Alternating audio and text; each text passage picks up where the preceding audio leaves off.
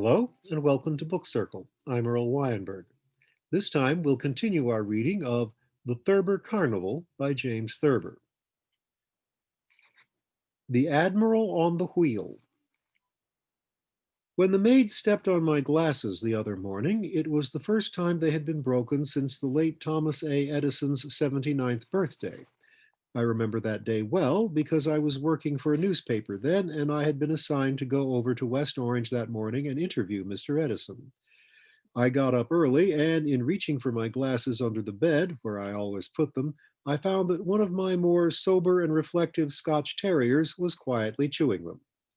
Both tortoiseshell temples, the pieces that go over your ears, had been eaten, and Jeanie was toying with the lenses in a sort of jaded way.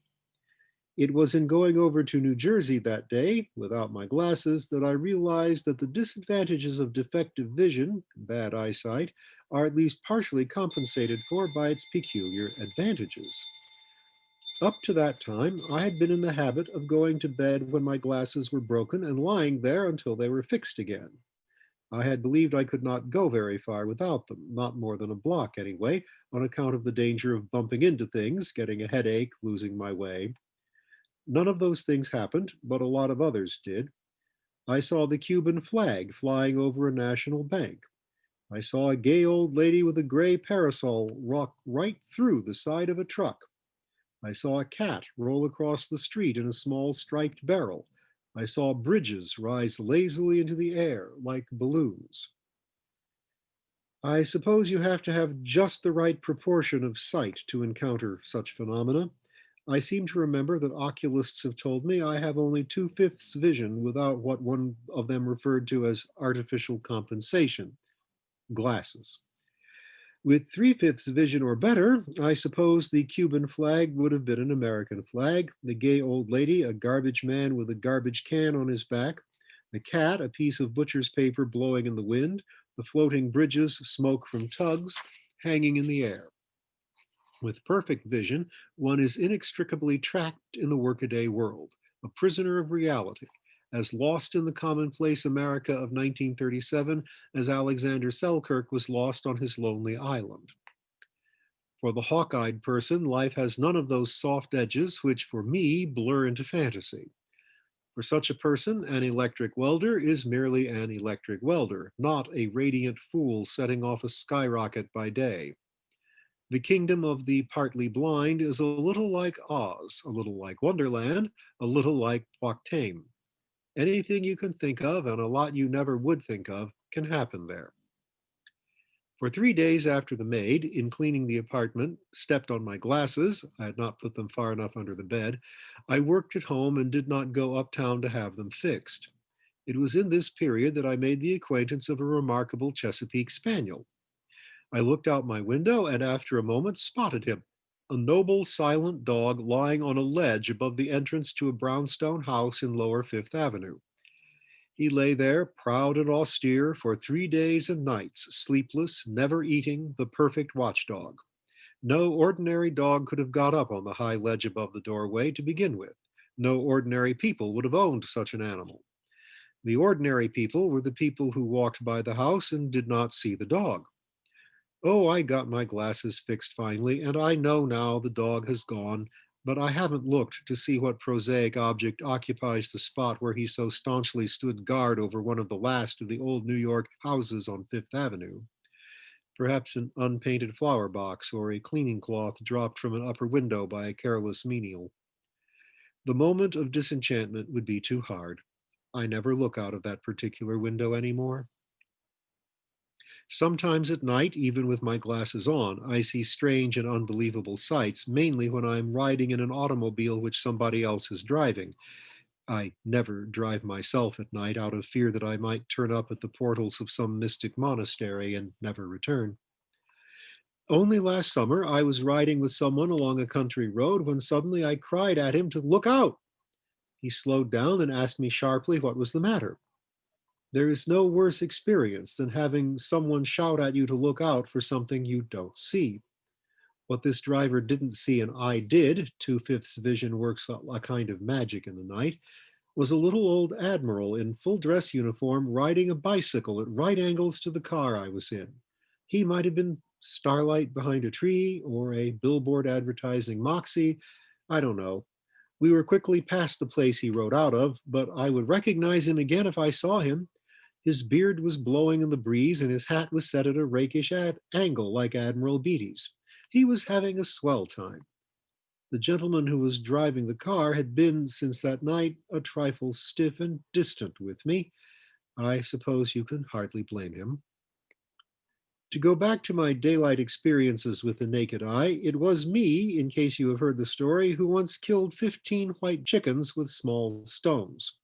The poor beggars never had a chance.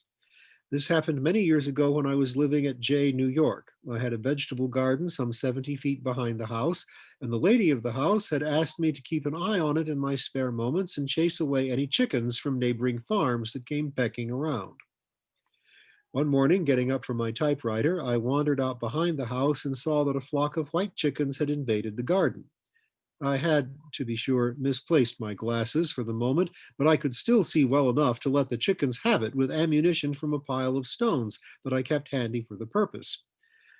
Before I could be stopped, I had riddled all the tomato plants in the garden, over the tops of which the lady of the house had, the twilight before, placed newspapers and paper bags to ward off the effects of frost. It was one of the darker experiences of my dinner hours. Someday, I suppose, when the clouds are heavy and the rain is coming down and the pressures of reality are too great, I shall deliberately take off my glasses and go wandering out into the streets. I dare say I may never be heard of again. I have always believed it was Ambrose Bierce's vision and not his whim that caused him to wander into oblivion. I imagine I'll have a remarkable time wherever I end up.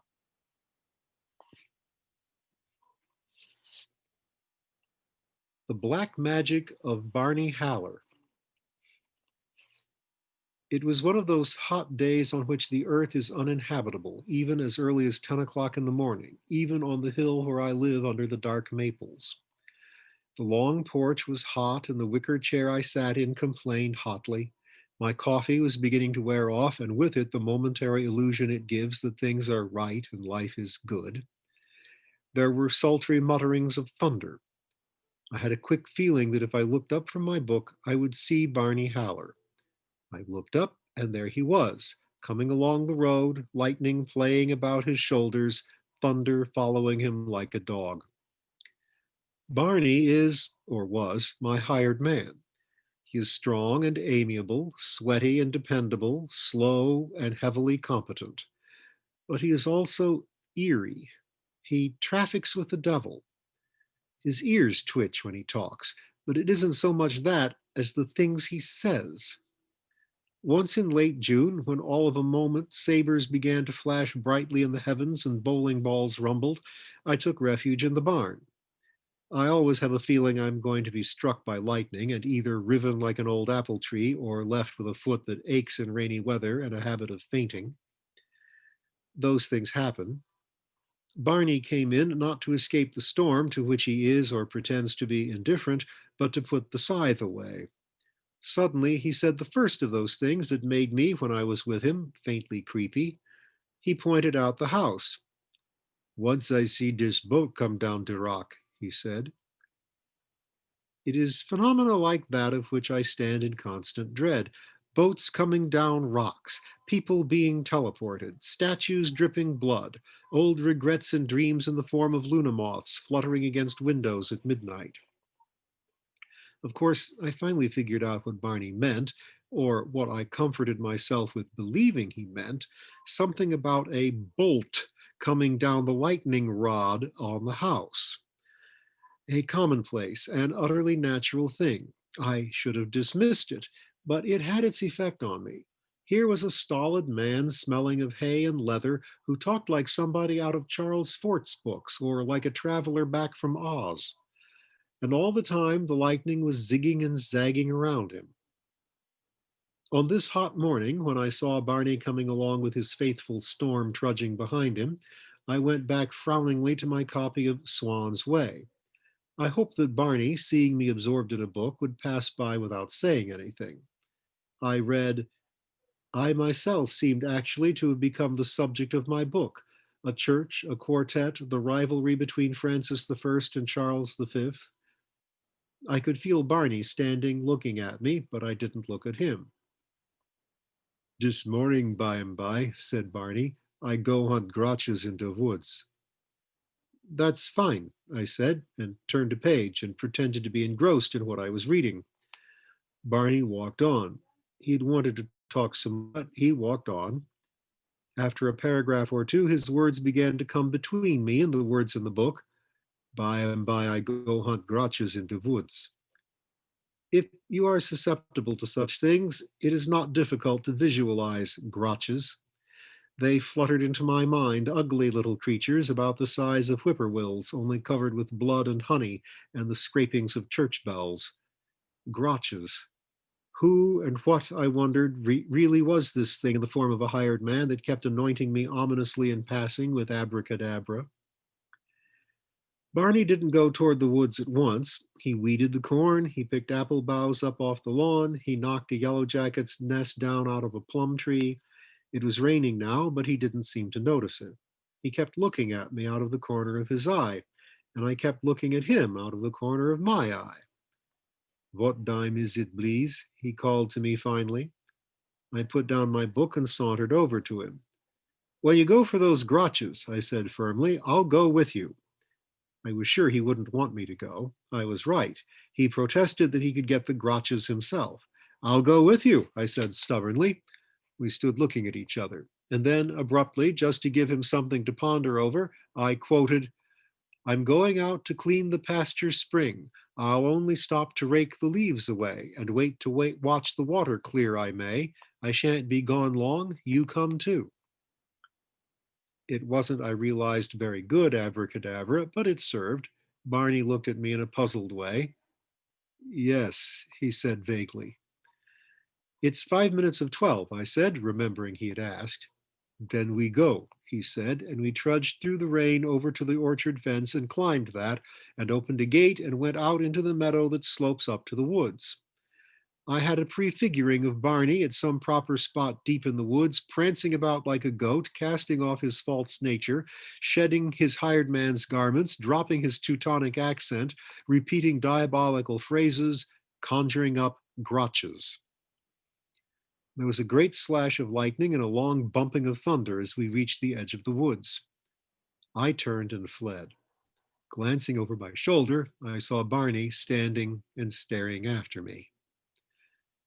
It turned out, on the face of it, to be as simple as the boat that came down the rock. Grotches were crotches, crotched saplings, which he cut down to use as supports under the peach boughs, because in bearing time they became so heavy with fruit that there was danger of the branches snapping off. I saw Barney later putting the crotches in place. We didn't have much to say to each other.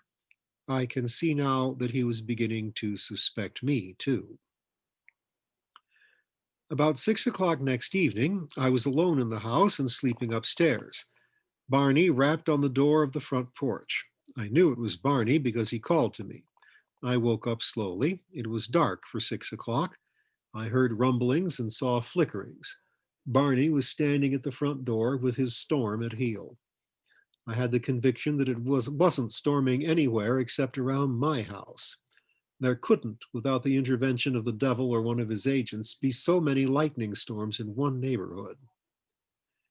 I had been dreaming of Proust and the church at Cambrai and Madeleine's dipped in tea and the rivalry between Francis I and Charles V. My head whirled and I didn't get up. Barney kept on rapping. He called out again. There was a flash, followed by a sharp splitting sound. I leaped up. This time, I thought, he is here to get me.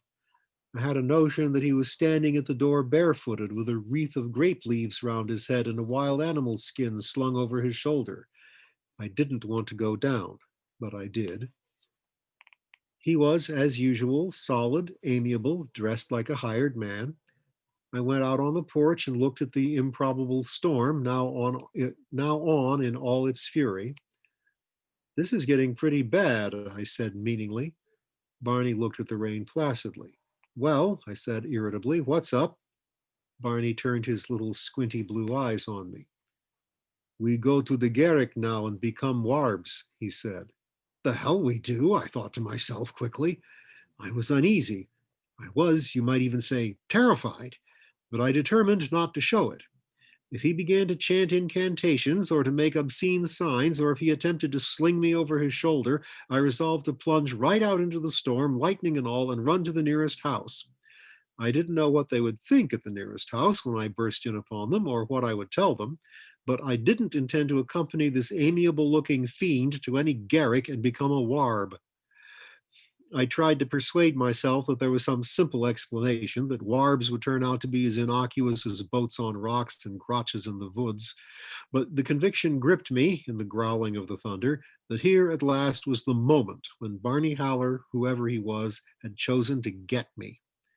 I walked toward the steps that lead to the lawn and turned and faced him grimly. Listen, I barked suddenly. Did you know that even when it isn't brillig, I can produce slithy toves? Did you happen to know that the Momrath never lived that could outgrabe me? Yeah, and furthermore, I can become anything I want to. Even if I were a warb, I wouldn't have to keep on being one if I didn't want to. I can become a playing card at will, too. Once I was the jack of clubs, only I forgot to take my glasses off and some guy recognized me. Barney was backing slowly away toward the petunia box at one end of the porch. His little blue eyes were wide. He saw that I had him. I think I go now, he said, and he walked out into the rain. The rain followed him down the road. I have a new hired man now. Barney never came back to work for me after that day. Of course, I figured out finally what he meant about the Garrick and the Warbs. He had simply got horribly mixed up in trying to tell me he was going up to the garret and clear out the wasps, of which I have thousands. The new hired man is afraid of them. Barney would have scooped them up in his hands and thrown them out the window without getting stung. I am sure he trafficked with the devil, but I am sorry to let him go.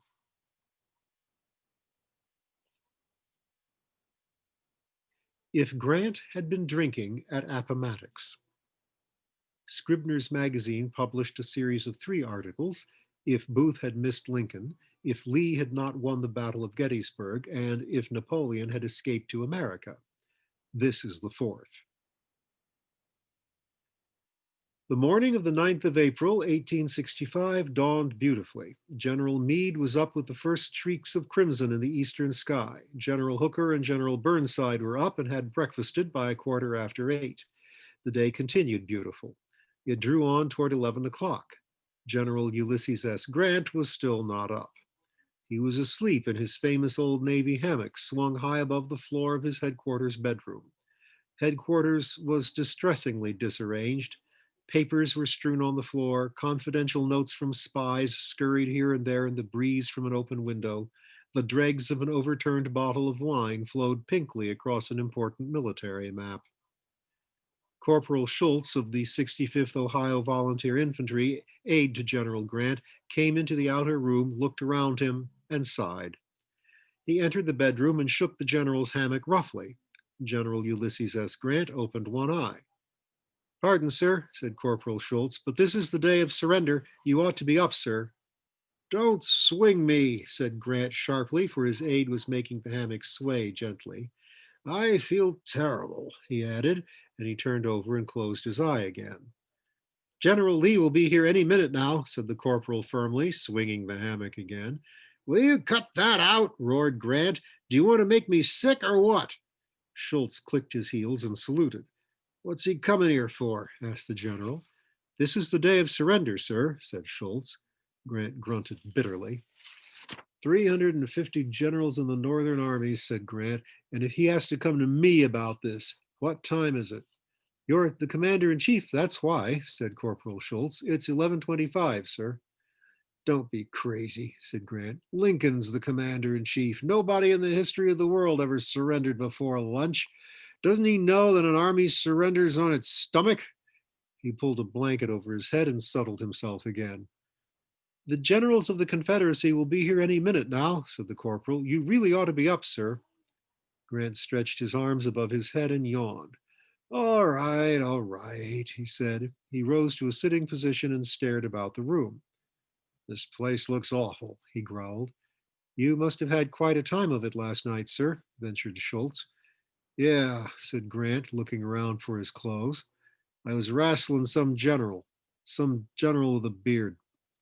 Schultz helped the commander of the Northern armies in the field to find his clothes.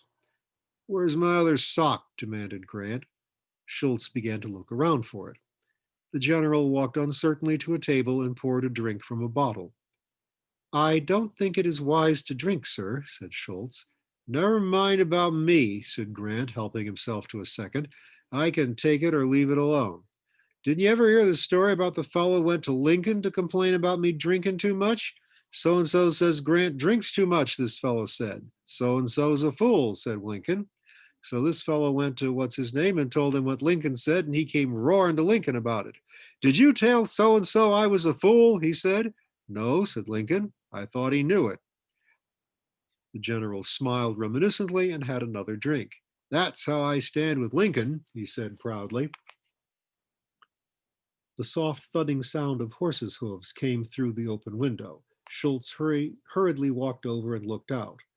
Hoof steps, said Grant with a curious chortle.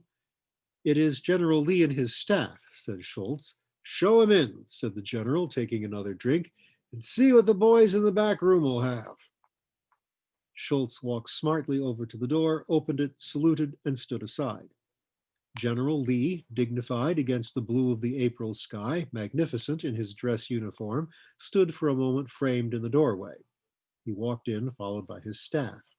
They bowed and stood silent. General Grant stared at them. He only had one boot on, and his jacket was unbuttoned. I know who you are, said Grant. You're Robert Browning, the poet. This is General Robert E. Lee, said one of his staff coldly. Oh, said Grant, I thought he was Robert Browning. He certainly looks like Robert Browning. There was a poet for you. Browning, did you ever read How They Brought the Good News from Ghent to Aix? Up, Derek, to saddle, up, Derek, away, up, Dunder, up, Blitzen, up, Prancer, up, Dancer, up, Bouncer, up, Vixen, up. Shall we proceed at once to the matter at hand? Asked General Lee, his eyes disdainfully taking in the disordered room. Some of the boys was wrestling here last night, explained Grant. I threw Sherman or some general a whole lot like Sherman. It was pretty dark. He handed a bottle of scotch to the commanding officer of the Southern armies, who stood holding it in amazement and discomfiture. Get a glass, somebody, said Grant, looking straight at General Longstreet. Didn't I meet you at Cold Harbor? He asked. General Longstreet did not answer. I should like to have this over with as soon as possible, said Lee. Grant looked vaguely at Schultz, who walked up too close to him, frowning. The surrender, sir, the surrender, said Corporal Schultz in a whisper. Oh, sure, sure, said Grant. He took another drink. All right, he said, here we go. Slowly, sadly, he unbuckled his sword. Then he handed it to the astonished Lee. There you are, General, said Grant. We damn near licked you. If I'd been feeling better, we would have licked you.